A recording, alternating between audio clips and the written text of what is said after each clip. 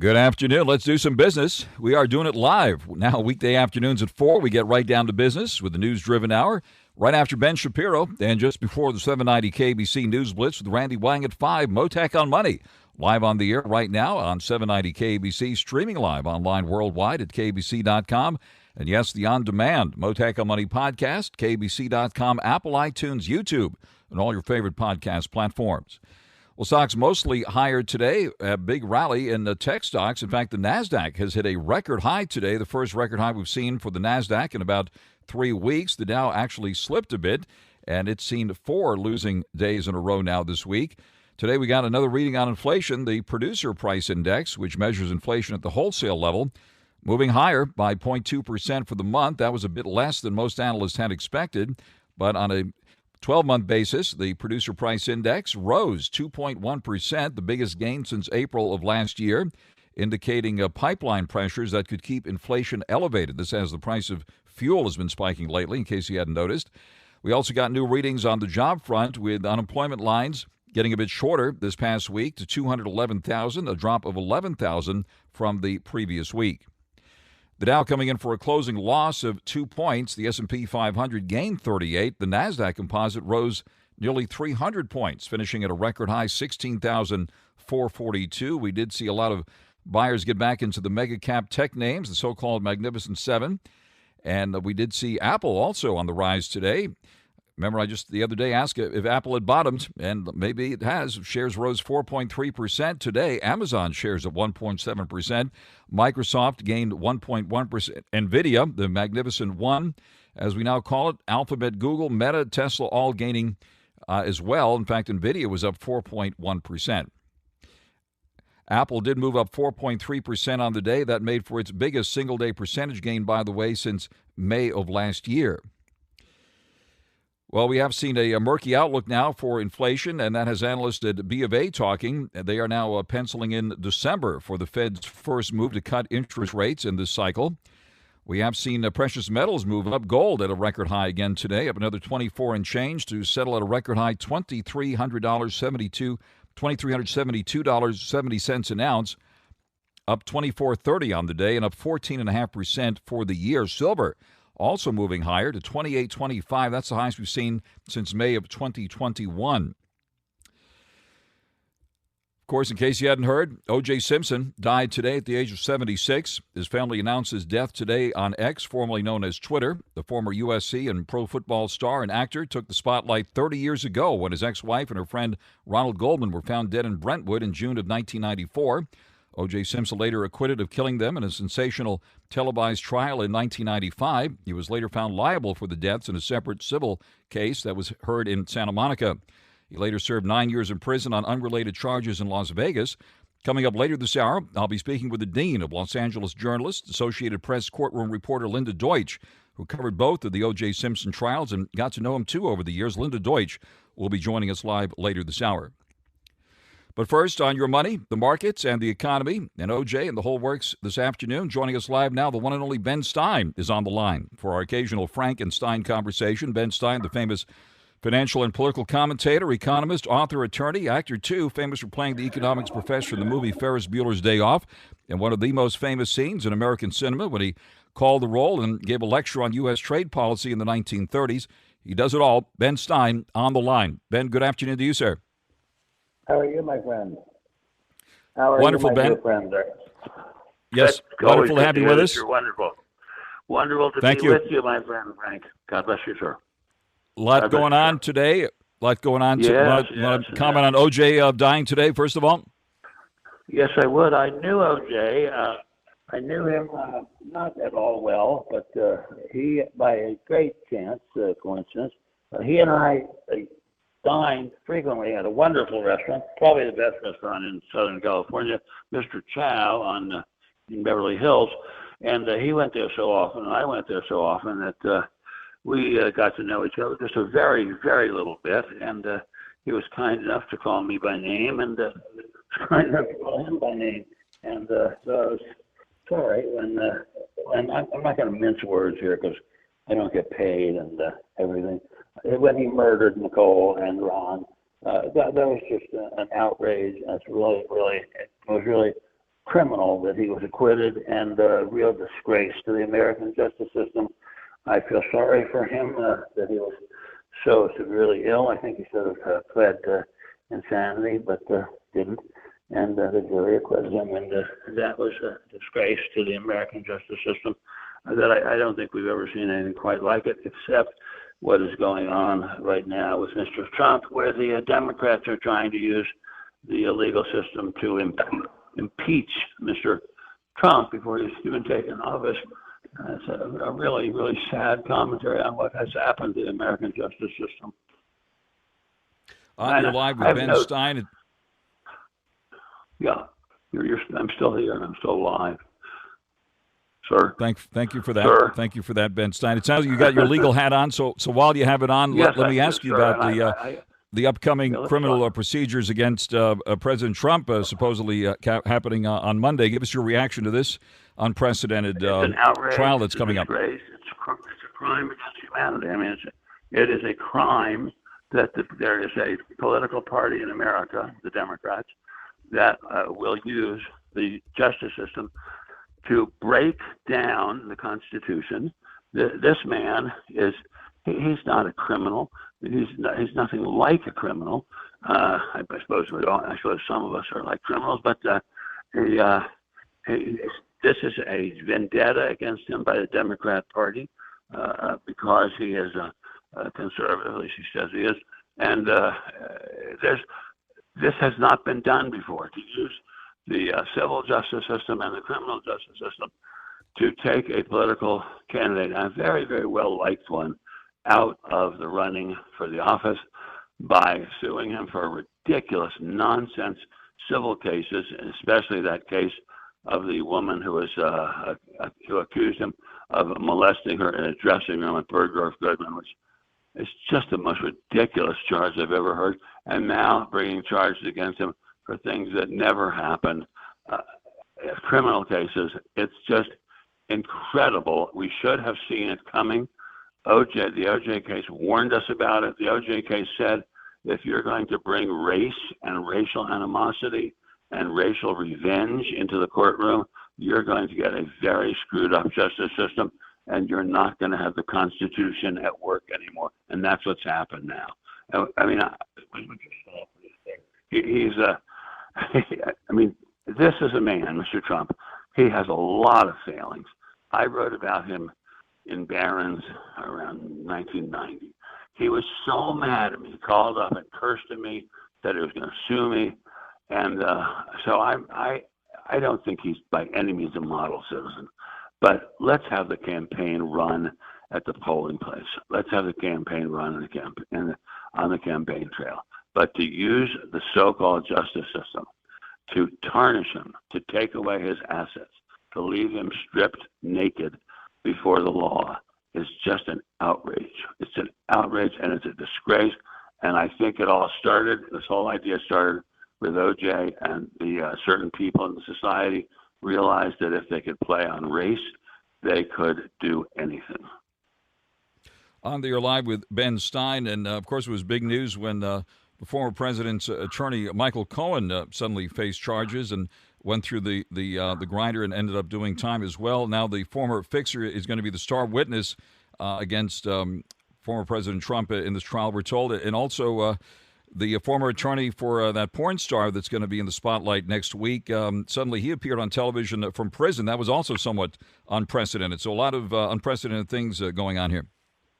There's a lot of unprecedented use of the courtroom and the justice procedure, so-called, to take politics out of politics, one might say, and instead put in vendetta, race, sex, feminism, lots of crazy stuff. I mean, Trump was, as I say, he is a highly flawed person, very highly flawed.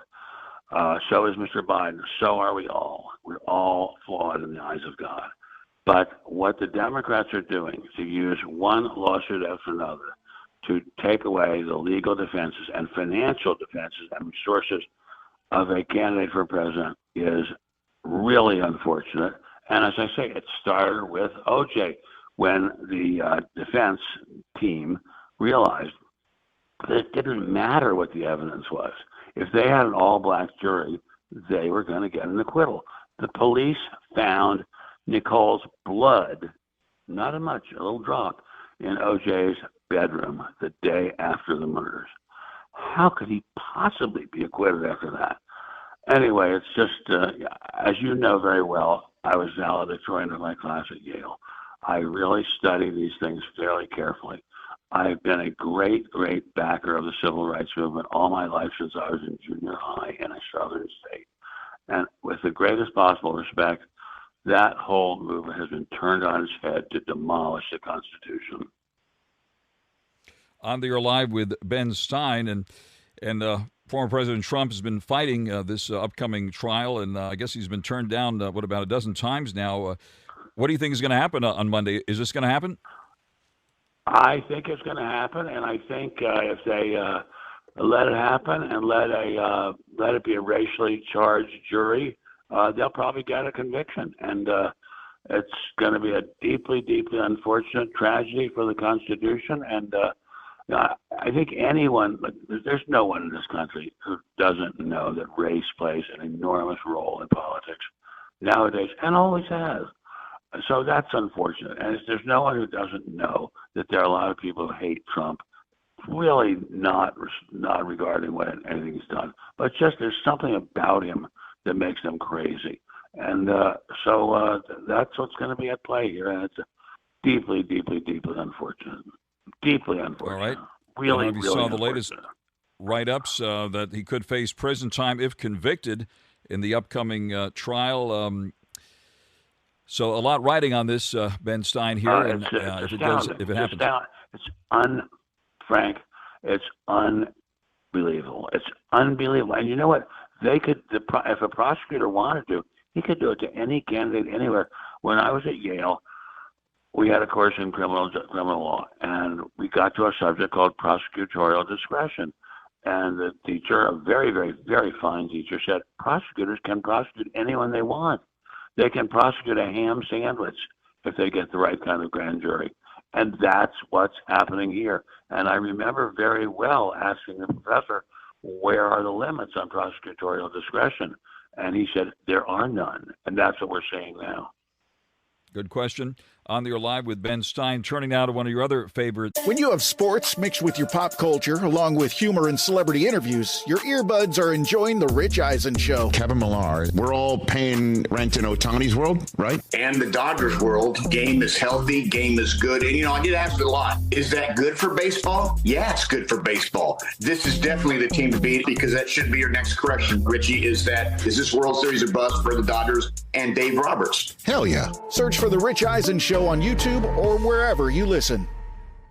Subjects, and that is the economy and financial matters. We see the NASDAQ at a record high today. Inflation back in the spotlight, running still hotter than expected. We saw that big sell-off yesterday on the consumer price index.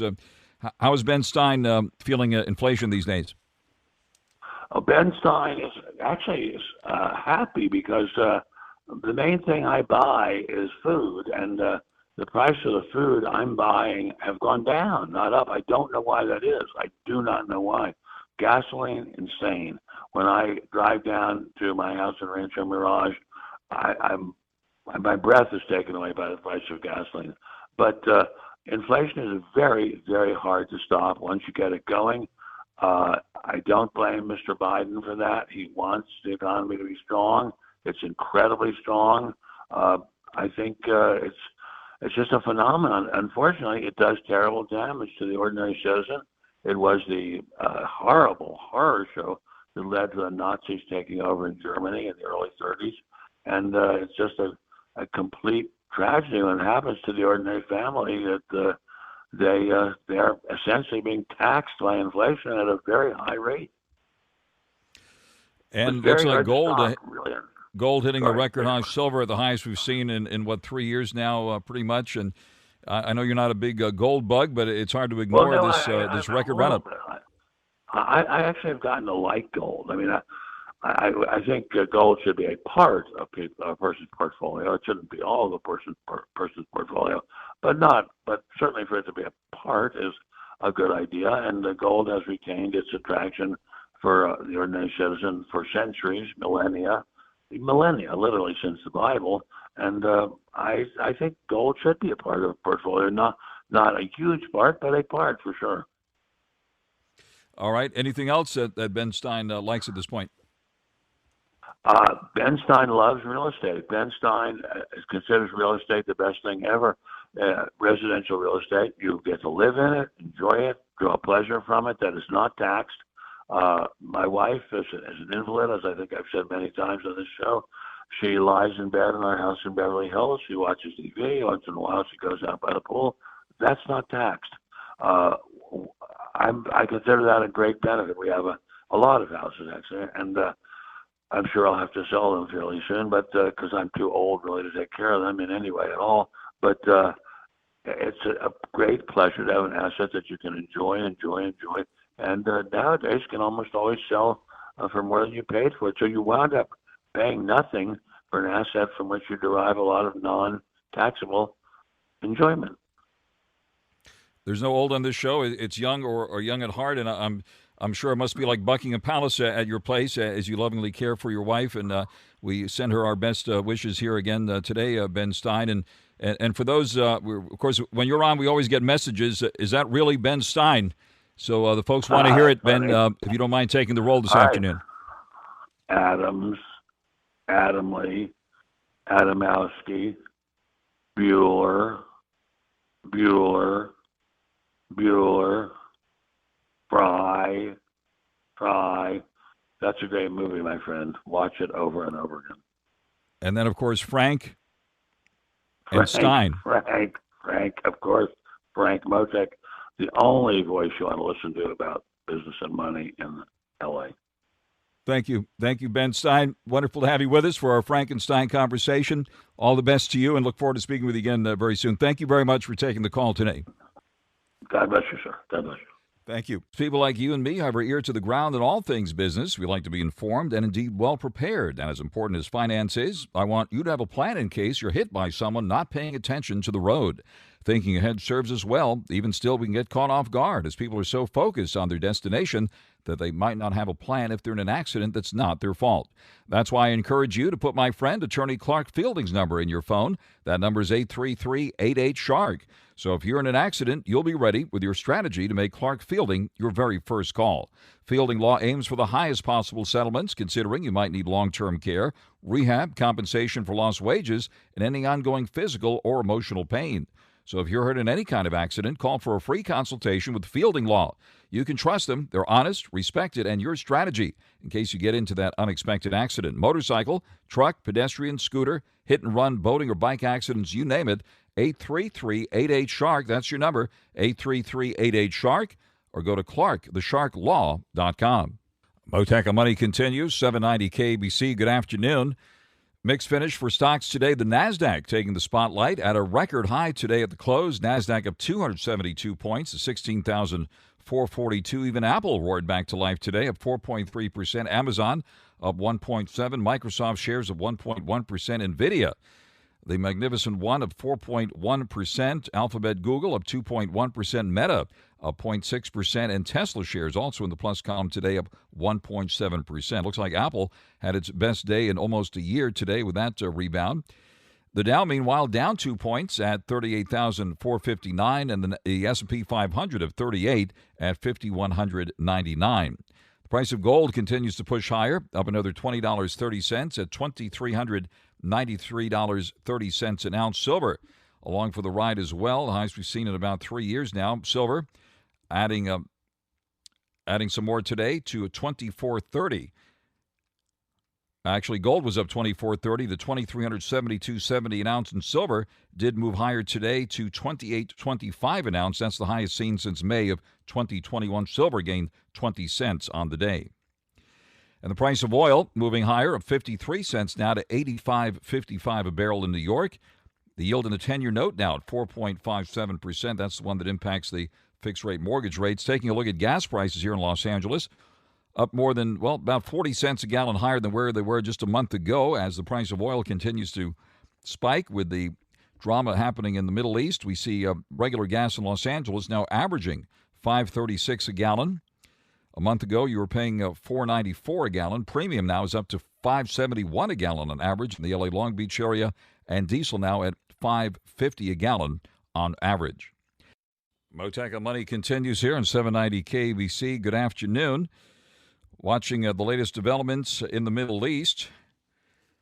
According to Reuters, Iran has signaled to Washington that it will respond to Israel's attack on its Syrian embassy in a way that aims to avoid major escalation and will not act hastily, according to Reuters, as Tehran presses demands including a Gaza truce.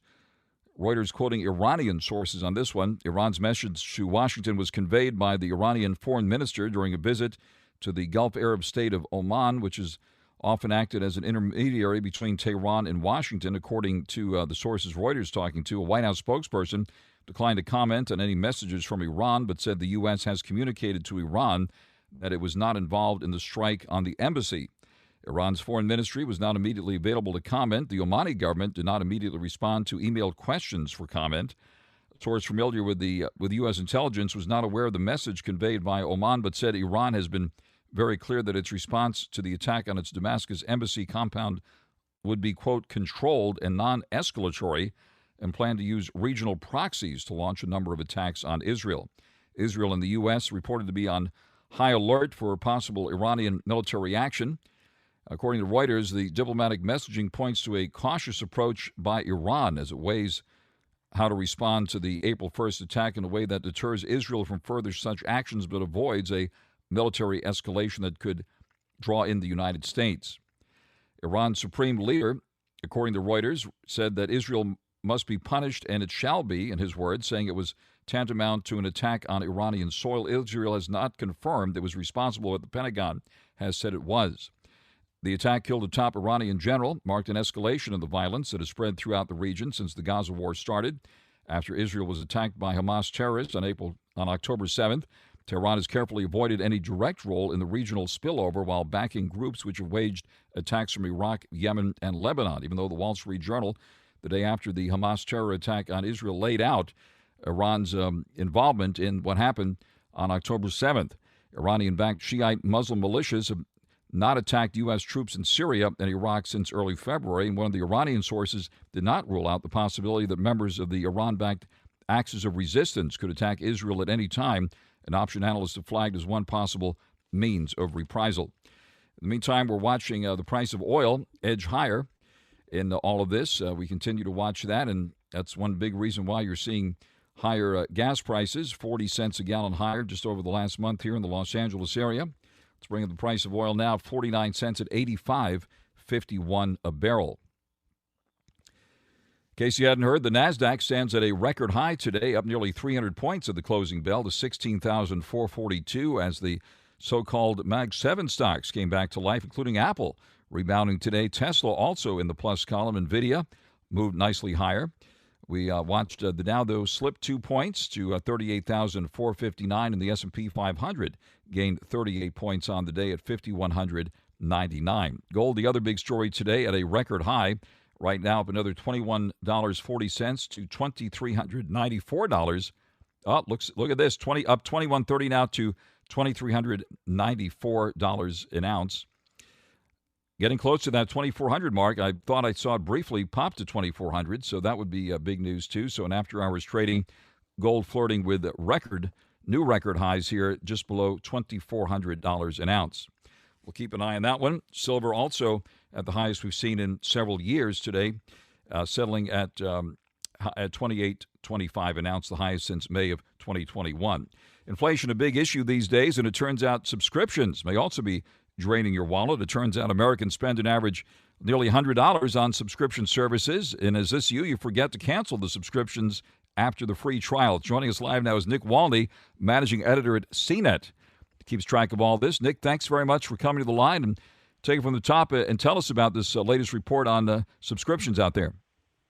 Yeah, we did a survey. When you have sports mixed with your pop culture, along with humor and celebrity interviews, your earbuds are enjoying The Rich Eisen Show. Kevin Millar, we're all paying rent in Ohtani's world, right? And the Dodgers world, game is healthy, game is good. And, I get asked a lot, is that good for baseball? Yeah, it's good for baseball. This is definitely the team to beat, because that should be your next correction, Richie, is this World Series a bust for the Dodgers and Dave Roberts? Hell yeah. Search for The Rich Eisen Show on YouTube or wherever you listen. Where we asked people about their subscription habits. We found that people reported having about $91 a month on average in subscriptions. That's mainly streaming services, but we also saw a rise in things like e-commerce and even retail subscriptions, retail memberships, things like that, music subscriptions. We also saw that nearly half of people reported that they had signed up for a free trial and then forgotten to cancel it. And when we thin sliced that data by demographic, boomers were the least forgetful. Only 28% of them reported forgetting to cancel a free trial.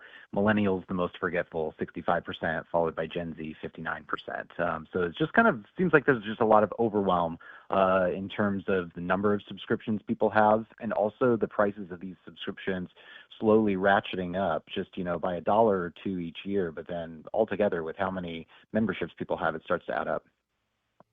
It sure does. So what about these? If it's free, it's me, of course. People are drawn into these free subscriptions, and you're supposed to get some sort of a notice, right? Once the free trial is over. But that's not always the case, right?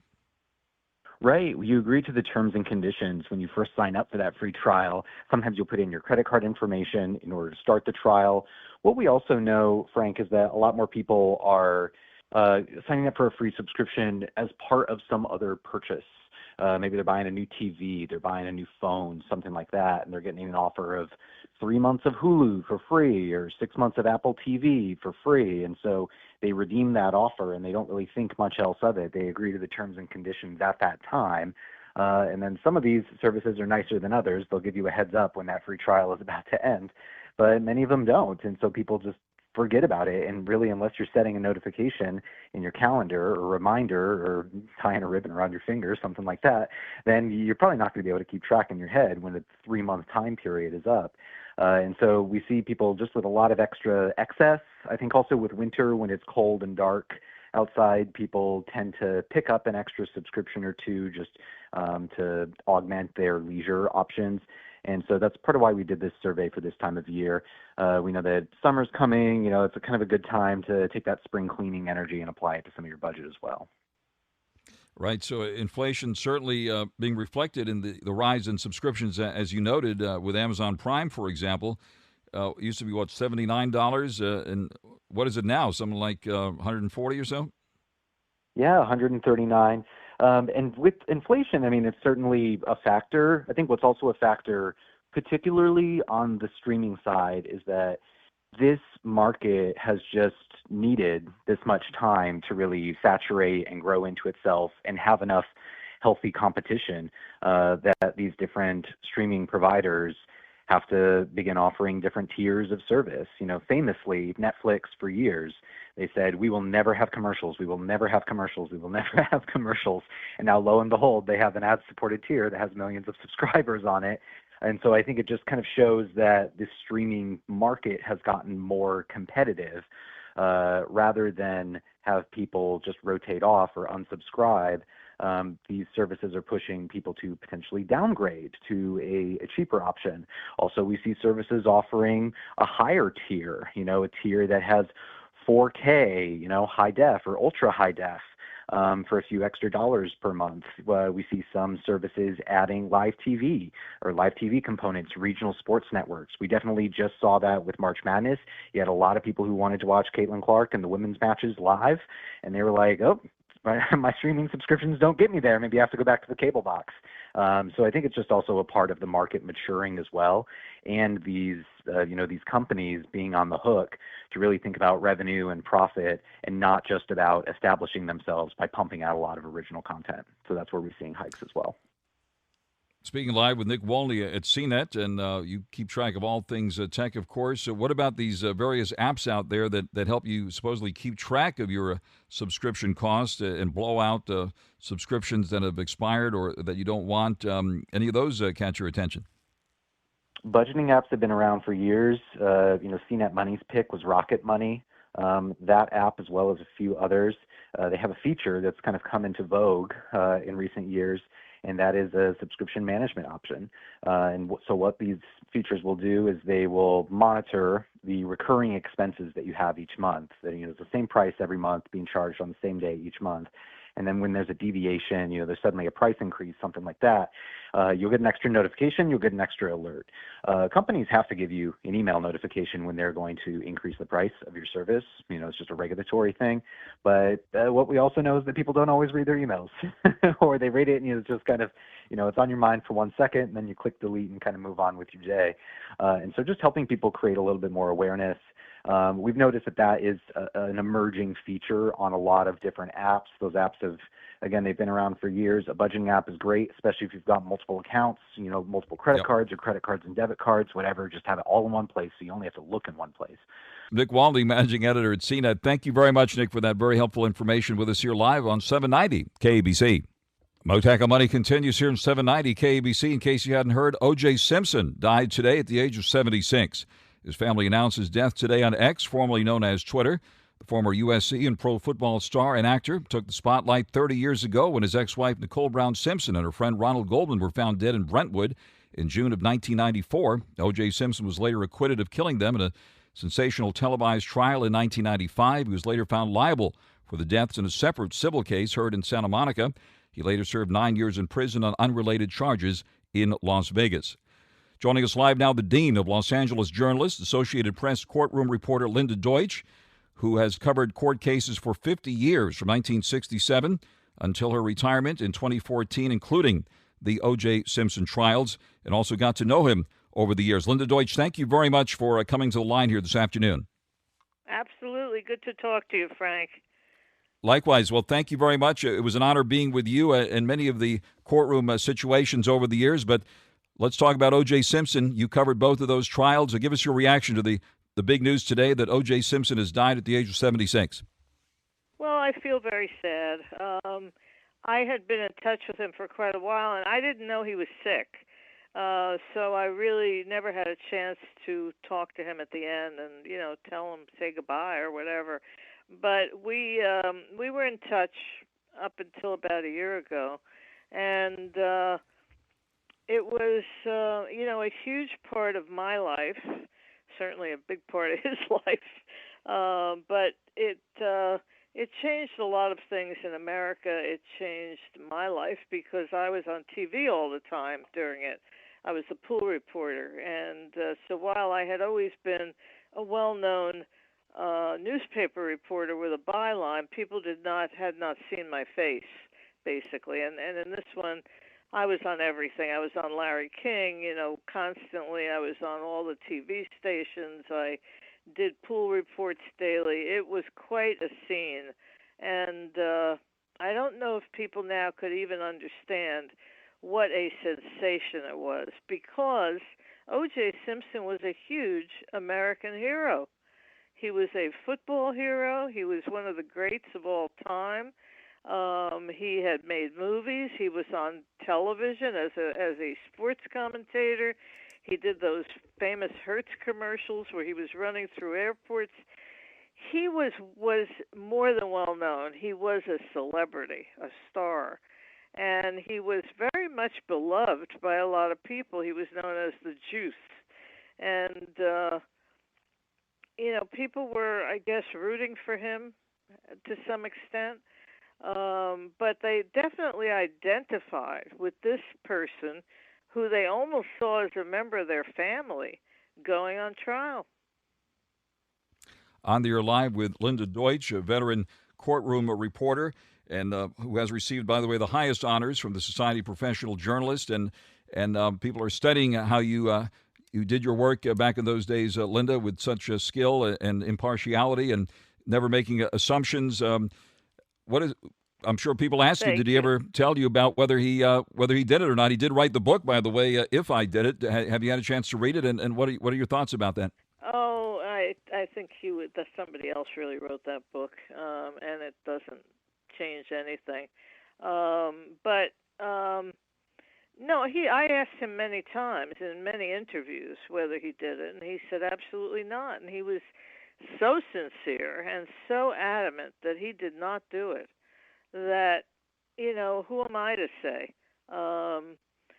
My job was not to decide if he did it. It was just to report the facts of the trial and let the jury decide if he did it. And the jury said he didn't. They found him not guilty. But people don't recall that because with celebrities, when they become defendants, they risk the possibility that someone will always believe that they committed the crime, whether they did or not. The same thing happened with Robert Blake when he died last year. People were calling me and saying, "Oh, is he still in prison for his wife's killing?" And I said, "No, he was acquitted. He never went to prison. Sorry." But that's what they had in their minds because they had read all the coverage and seen all the original reports on the crime. They may not have followed the trial completely, but they knew that there had been a crime. Certainly, I was covering right from the start, the day the story broke. I was there when Detective Lang marked off the bloodstains on O.J. Simpson's driveway there in Brentwood on Rockingham, and Dennis Fung brought out the bags of evidence and was a street reporter back in those days and covering right from the start what happened there. And of course, the O.J. Simpson defense team, the so-called Dream Team, certainly did the job for him. And on the flip side, Gil Garcetti, the father of the later mayor of Los Angeles, Eric Garcetti, was the DA in those days. And what are your thoughts about the legal matchup at that time? Well, O.J. had the Dream Team. He had some great lawyers. Marshall Clark was an experienced lawyer. Chris Darden, not so much. And unfortunately, or fortunately for O.J., they really didn't prove the case. It may be that he did not do it, and people don't accept that. They continue to say, "Oh, well, the prosecution blew it." Well, maybe they didn't. Maybe because he didn't do it. The evidence was very strange, and a lot of it was corrupted. The stuff you saw going on the walk up to O.J.'s house would later be found to have messed up a lot of the evidence. And one of the officers carried around a tube full of O.J.'s blood in his pocket on a hot day. They put all the evidence in a hot evidence truck.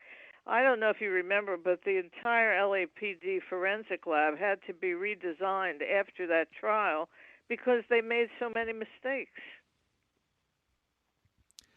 On there live with Linda Deutsch, and of course, then there was the civil trial where he was found liable. Remember the headline the next day that O.J. Simpson got the debt penalty. Was any of that money ever? Did the family of Ronald Goldman and Nicole Brown Simpson ever receive any funds? They got some things. I think they sold off some of his possessions, and they got that. And when that crazy book came out, they got the rights to it. And they redid it and republished it as I Did It, and they got the profits from that. But they didn't. They always said it wasn't about the money,